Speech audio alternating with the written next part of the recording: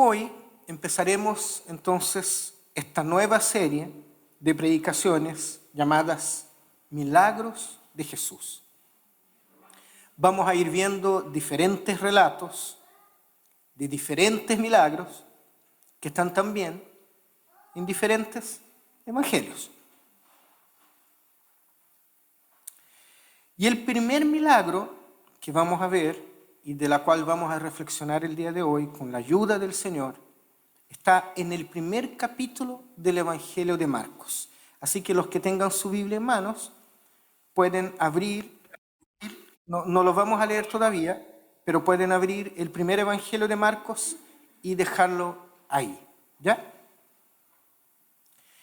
El libro de Marcos empieza con el autor citando al profeta Isaías, hablando de la profecía relacionada con la venida del Mesías. Lo más probable es que el autor del libro de Marcos lo haga con la intención de dar autoridad al evangelio que él empieza a escribir. Yo no voy a escribir cualquier cosa. Yo estoy escribiendo de aquello que habló Isaías en el pasado. Y después Marcos presenta a Juan, este hombre especial que todos hemos escuchado hablar, que bautiza para el arrepentimiento, para el perdón de pecados, además de predicar que después de él vendrá uno que es mucho más poderoso, que no va a bautizar con agua, como lo hace él, Juan, sino que va a bautizar con el mismo Espíritu Santo. Y después de eso, narra entonces inmediatamente el bautismo mismo de Jesús, su tentación en el desierto y el llamamiento de los primeros discípulos de Jesús, los pescadores Simón y Andrés, y además de Jacobo y Juan. Y entonces Jesús entra a la ciudad de Cafarnaúm, junto con estos primeros discípulos, ¿no es cierto? Y ahora sí, leamos Marcos, capítulo 1, del verso 21 al 28. Yo lo voy a leer en la versión NBI, también está proyectado, o usted puede seguir en su Biblia. Doy lectura entonces a Marcos 1, del 21 al 28. Miren. Entraron en Capernaum y tan pronto como llegó el sábado, Jesús fue a la sinagoga y se puso a enseñar. La gente se asombraba de su enseñanza porque la impartía como quien tiene autoridad y no como los maestros de la ley. De repente en la sinagoga, un hombre que estaba poseído por un espíritu maligno gritó: ¿Por qué te entrometes, Jesús de Nazaret? ¿Has venido a destruirnos? Yo sé quién eres tú, el Santo de Dios. Y el Señor le dice: cállate. De esa forma lo reprende. Sal de ese hombre. Y entonces, dice el texto, la narración, el espíritu maligno sacudió al hombre violentamente y salió de él dando un alarido. Todos se quedaron tan asustados que se preguntaban unos a otros: ¿qué es esto? Una enseñanza nueva, pues lo hace con autoridad. Les da órdenes incluso a los espíritus malignos y esos le obedecen. Y como resultado, su fama se extendió rápidamente por toda la región de Galilea. Amén. Miren, querida iglesia, los milagros de Jesús que están en los evangelios, así como los dichos de Jesús, probablemente circularon de manera autónoma antes de ser puestos en los evangelios. Eran pequeñas historias, pequeños espacios, pequeños recuerdos que quedaron en la memoria de los discípulos y de los que veían las cosas que sucedían, ¿ya? Y que probablemente después, con el pasar del tiempo y la verdad después de varias décadas, fueron puestos en los evangelios. Nosotros hoy sabemos, por los estudiosos, que Marcos fue probablemente el primer evangelio a ser escrito. Y después de Marcos vino Mateo y Lucas, que tomaron de Marcos, bebieron de Marcos y también de sus propias tradiciones. Entonces sabemos que en un primer momento, durante las primeras décadas del cristianismo, estas historias sobre Jesús se transmitieron. ¿Cómo se transmitieron? De manera oral. Se contaban unos a otros. ¿Hasta qué momento? Bueno, el momento en que los apóstoles empiezan a llegar a la vejez, y entonces las comunidades cristianas se sintieron la necesidad de empezar a escribir los evangelios para que la historia no se perdiera, no se diluyera. ¿Y por qué les digo eso y por qué empiezo esta predicación hablando sobre esto? Porque para mí esto hace de los evangelios escritos muy, muy especiales. Porque son estas narraciones, como la que está del verso 21 al 28, y no otras las que quedaron plasmadas en el texto con el tiempo. Y eso debiera hacer con que nosotros leamos con mucha atención y cuidado el texto sagrado.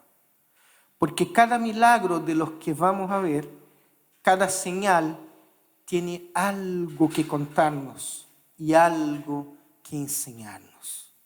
No estamos leyendo cualquier cosa. Para el momento en que el autor toma y dice, yo voy a escribir estas cosas para que no se pierdan, escribió estas cosas, no otras. En algún momento, creo que es Lucas el que dice, muchas otras cosas hizo, que incluso no podrían caber en un libro, ¿no es cierto? Pero estas cosas que sí están escritas, deben tener un motivo muy especial por la cual fueron escogidas y fijadas. Y esto es muy hermoso porque todo lo que existe en los evangelios tiene una función biográfica. No como la biografía que nosotros imaginamos hoy día. Porque hay personas que dicen, no, pero los evangelios no es biografía de Jesús.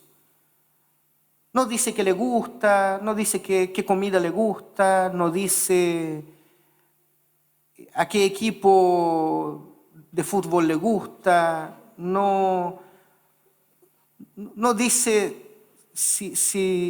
cómo él le gustaba dormir. No es biografía de Jesús.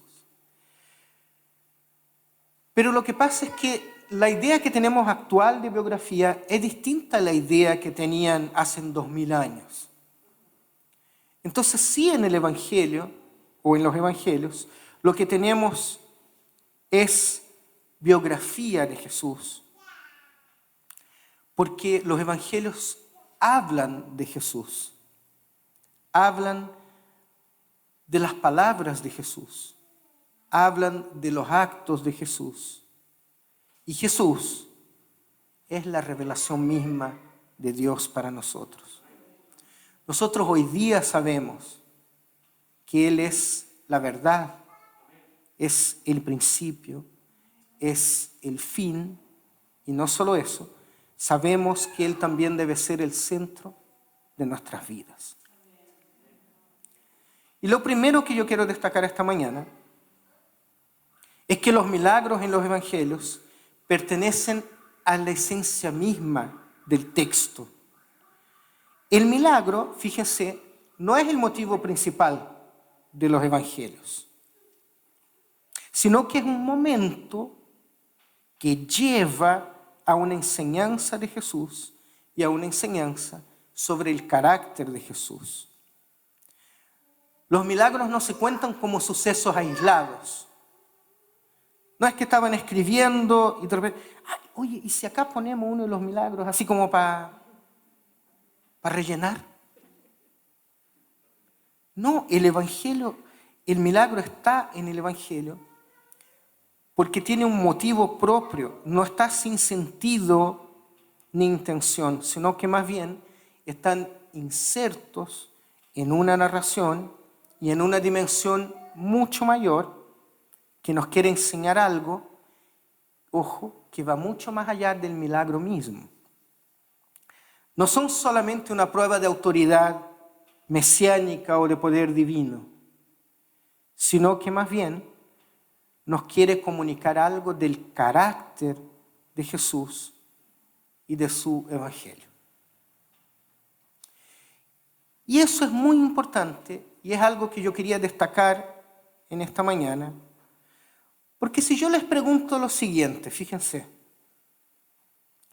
¿qué es lo que históricamente llama más la atención a los seres humanos? Cuando hablamos de lo divino, cuando hablamos de los santos o del mundo espiritual. ¿Qué es lo que más nos llama la atención? ¿Las enseñanzas y que se cumpla la voluntad de Dios o los milagros? ¿Ustedes dicen que la enseñanza? Lo que dijeron las enseñanzas,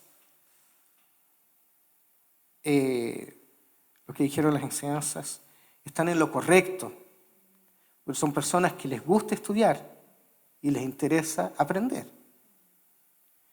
Pero históricamente, ¿cuántos estadios hemos llenado porque andamos atrás de los milagros?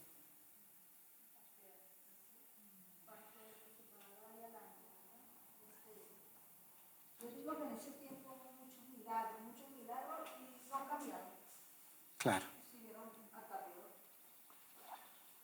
Exacto.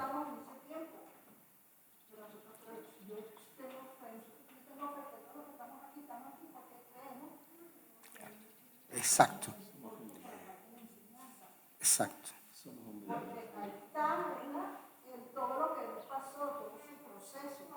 Claro. Claro.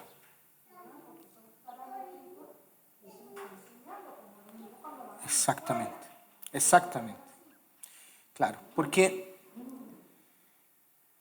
es increíble constatarlo, pero difícilmente decimos, por ejemplo, bueno, ahora ya han pasado estas grandes,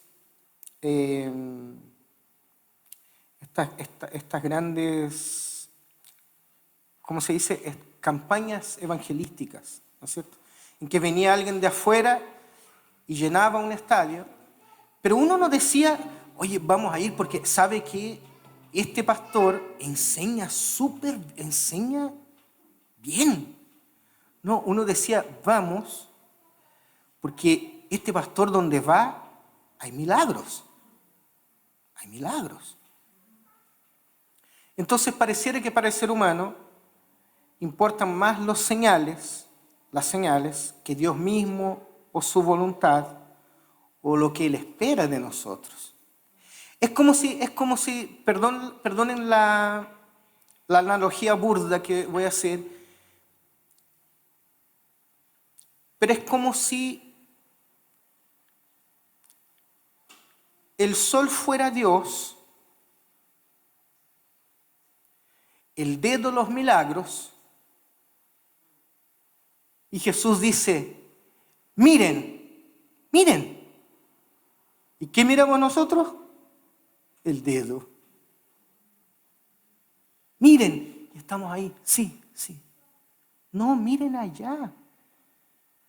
Si el milagro está para señalar a Dios, no es un fin en sí mismo, sino que señala a Dios.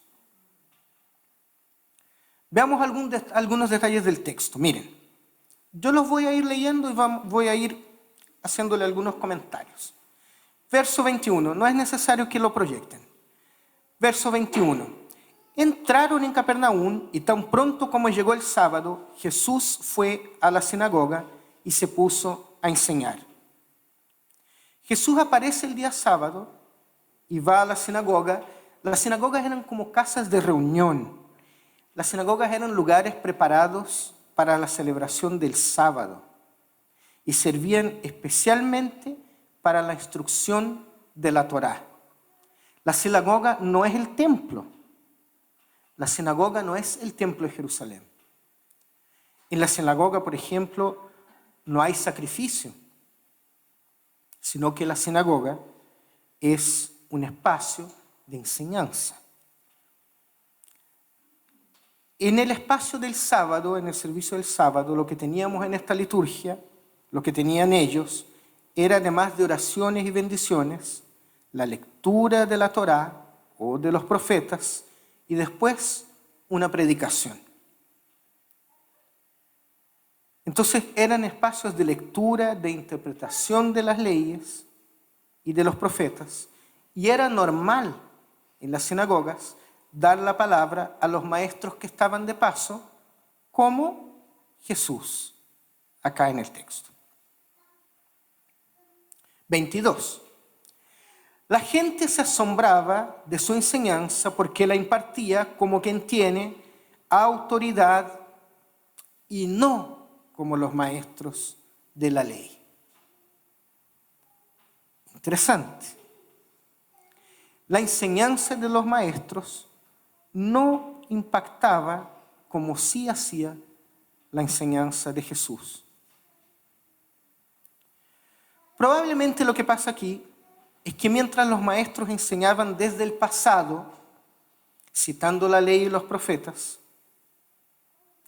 Jesús irrumpe en nuestra historia enseñando sobre sí mismo y de sí mismo.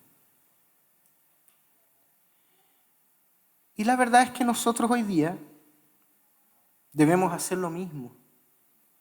En nuestras iglesias, la principal tarea de nuestras iglesias debe ser enseñar sobre Jesús y enseñar lo que enseñaba Jesús. ¿Y por qué lo digo? Porque muchas veces lo que sucede es que andamos más preocupados del pecado de los demás que de enseñar sobre la misericordia y el perdón como sí enseñaba Jesús. Así que sí vale la pena que nos preguntemos, ¿estamos enseñando como enseñaba Jesús?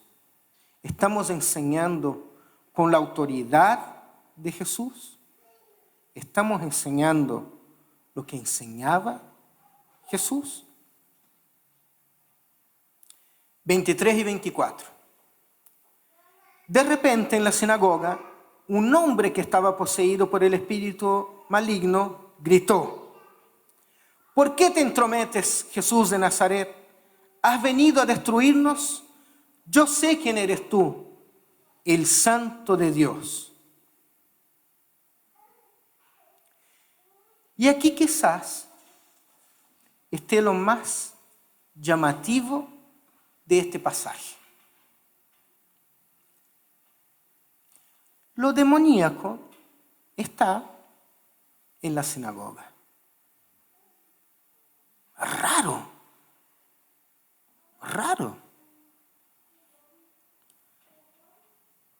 Porque nosotros imaginamos lo demoníaco, por ejemplo, en un cementerio. Un cementerio es, no sé. O, ¿dónde está lo demoníaco? A lo mejor en un culto satánico. Un lugar donde alaben al diablo, no sé, con personas con fantasías, a lo mejor, con máscaras de un hombre rojo, con los ojos grandes, con cuernos. Ay, eso es demoníaco.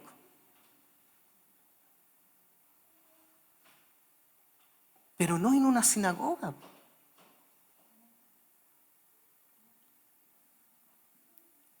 Y eso nos da para pensar que lo maligno a veces, en realidad, está en los lugares menos esperados, como aquí, que está en una sinagoga.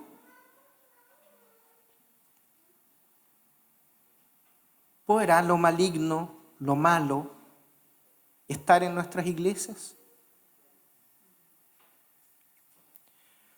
Porque la verdad es que estemos acá adentro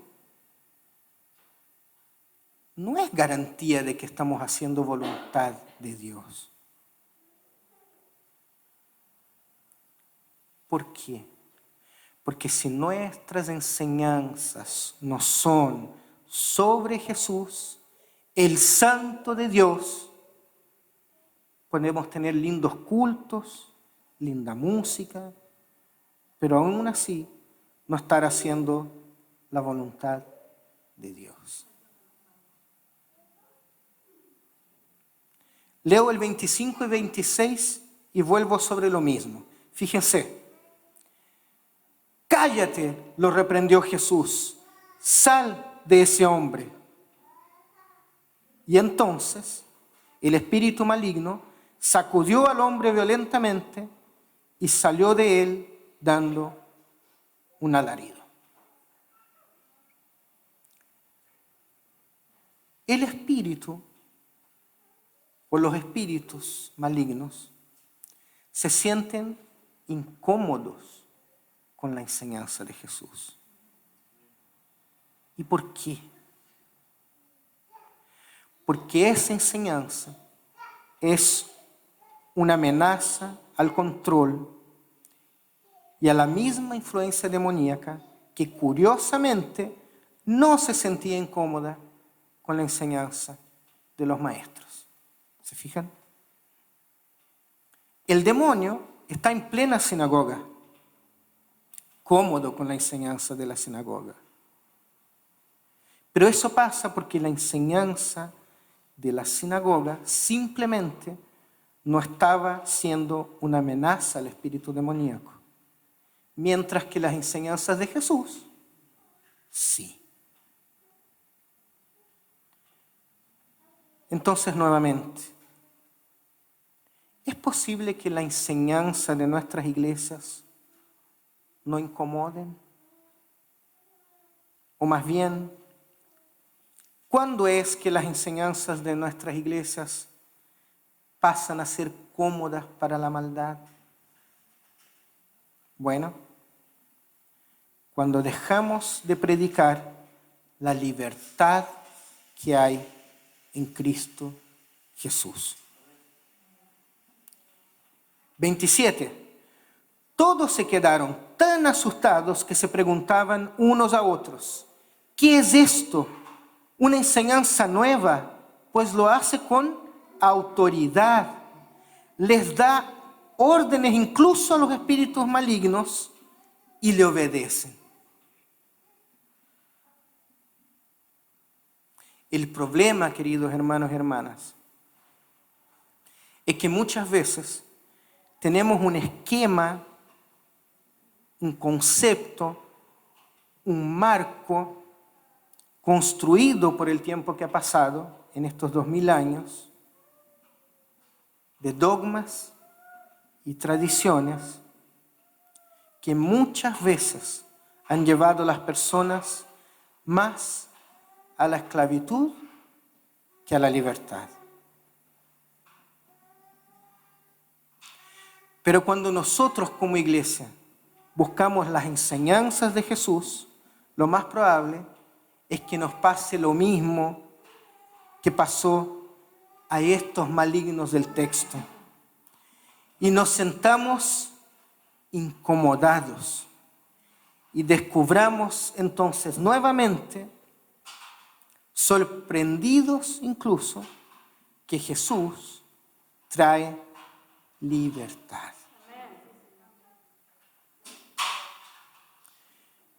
28. Como resultado de lo que recién ha sucedido, ¿no es cierto? Su fama se extendió rápidamente por toda la región de Galilea. Fíjense que en el texto la gente se asombra por la enseñanza, no por el exorcismo en sí. Fíjense, todos se quedaron tan asustados que se preguntaban, ¿qué es esto? Una enseñanza nueva. La gente no dijo, ¿y qué es esto? Mira lo que hizo, expulsó al espíritu maligno. No, lo que les sorprende es la autoridad de la enseñanza de Jesús. Porque nuevamente la enseñanza de Jesús es la verdadera amenaza contra los poderes malignos. Y la reacción de los presentes de espanto confirma la autoridad de Jesús. Y el resultado final, entonces, es que su fama, después de esto, se extendió rápidamente por toda Galilea.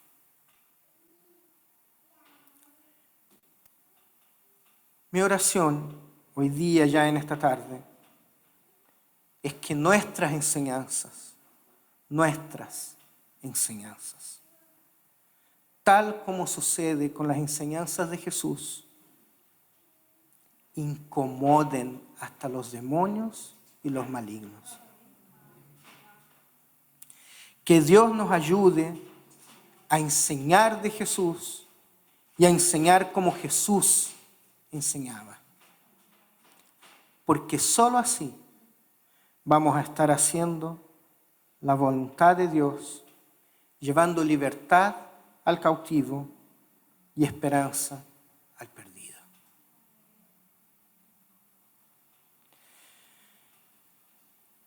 Querido Padre, queremos en esta tarde darte gracias por tu palabra, Señor. Y queremos clamar a ti, Señor,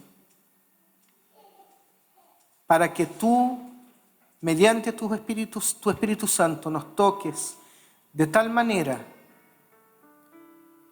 que esta palabra siga transformando vidas hoy día como lo hizo en el pasado. Empezando por nuestras propias vidas, Señor. Empezando por mi mente, mi corazón, Señor. Nuestras mentes, nuestros corazones, Señor. Que nuestras enseñanzas, Señor, sean tus enseñanzas, Señor. Para que hoy día, Señor, sigamos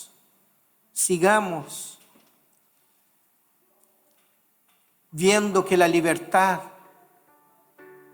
hace parte, Señor, de nuestras vidas. Queremos ser libres, Señor, libres en ti, Señor, porque siendo libres en ti, tú llevarás libertad a los que están allá afuera también, Señor. Que las enseñanzas de nuestra iglesia, Señor, incomoden a la maldad, incomoden a lo que es maligno, Señor. De tal manera, Señor, que podamos ser usados en tus manos, Señor, para proclamar libertad en Cristo Jesús, Señor.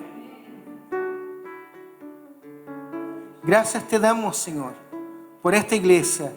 Gracias te damos por este tiempo.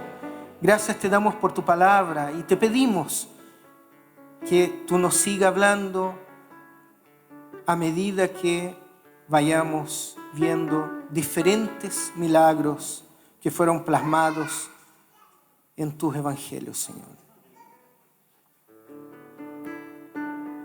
Oramos a ti, Señor, en el nombre de tu Hijo Jesús. Amén. Amén. Miren, hermanos, hermanas, ya harto tengo con preocuparme de mis propios pecados. Harto tengo.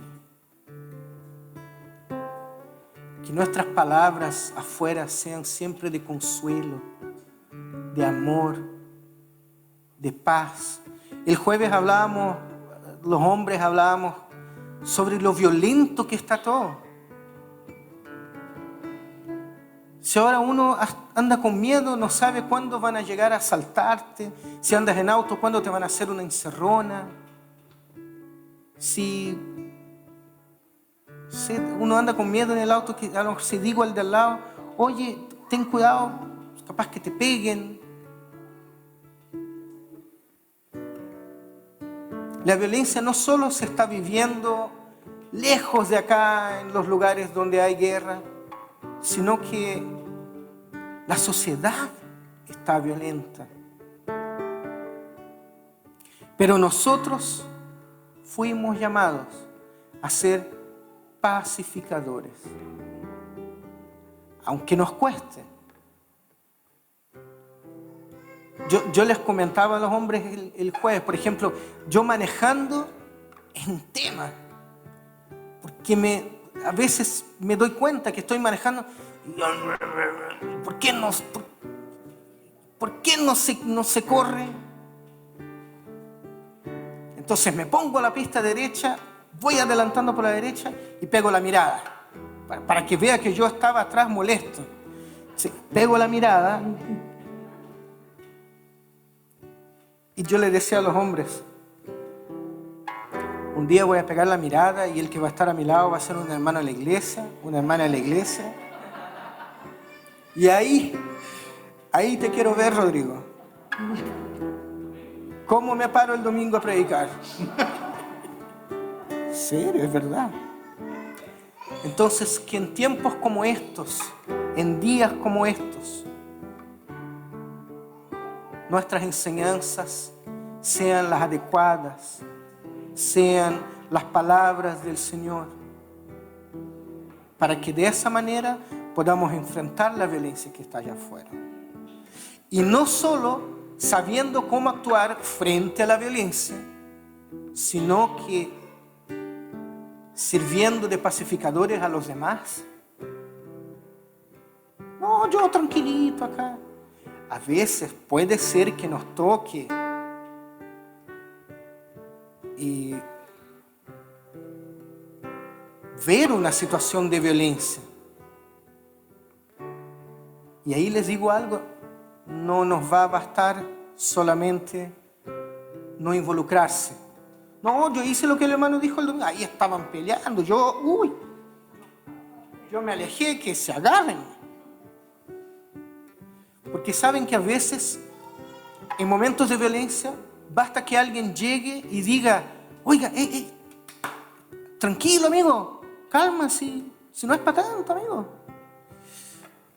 Y la persona, en realidad, a mí me han dicho cosas en el tráfico a las 8 de la mañana y mi respuesta es, oiga, son las 8 de la mañana, es temprano todavía. Calma. Entonces, estemos atentos, porque a veces también podemos ser llamados por el Señor a decir a alguien que está siendo violento, hey, no es eso, para, no va por ahí la cosa. Porque en el Evangelio de Cristo no basta solamente... La justicia no es algo que vivo yo, ¿me entienden? La justicia es algo que llevo a los demás. No es que yo soy justo, no me meto con nadie. No, la justicia a veces es meterse con alguien y hacer con que la justicia suceda, con que la justicia acontezca. A lo mejor con un vecino, a lo mejor en el tránsito. Eso. Cantemos.